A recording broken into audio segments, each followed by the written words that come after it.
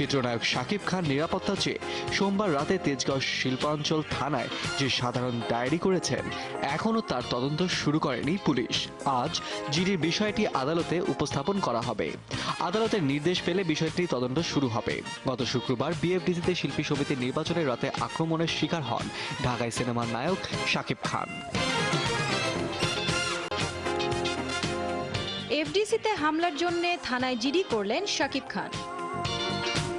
নায়িকা বুবলি অভিনীত অহংকার সিনেমাটি মুক্তির অনুমতি পেতে সেন্সরে যাচ্ছে। চলতি সপ্তাহে যে কোনো দিন সিনেমাটি সেন্সর বোর্ডে মুক্তির অনুমতি পেতে জমা দেওয়া হবে, এমনটাই জানালেন অহংকার সিনেমার পরিচালক শাহাদাত হোসেন লিটন। শাকিব বুবলি জুটির এটি ৩ নম্বর সিনেমা। এর আগে শাকিব খানের সঙ্গে বসগিরি ও শুটার নামের দুটি সিনেমাতে অভিনয় করেছেন তিনি। চিত্রনায়ক শাকিব খান নিরাপত্তা চেয়ে সোমবার রাতে তেজগাঁও শিল্পাঞ্চল থানায় যে সাধারণ ডায়েরি করেছেন, এখনও তার তদন্ত শুরু করেনি পুলিশ। আজ জিডির বিষয়টি আদালতে উপস্থাপন করা হবে। আদালতের নির্দেশ পেলে বিষয়টি তদন্ত শুরু হবে। গত শুক্রবার বিএফডিসিতে শিল্পী সমিতির নির্বাচনের রাতে আক্রমণের শিকার হন ঢাকাই সিনেমার নায়ক শাকিব খান।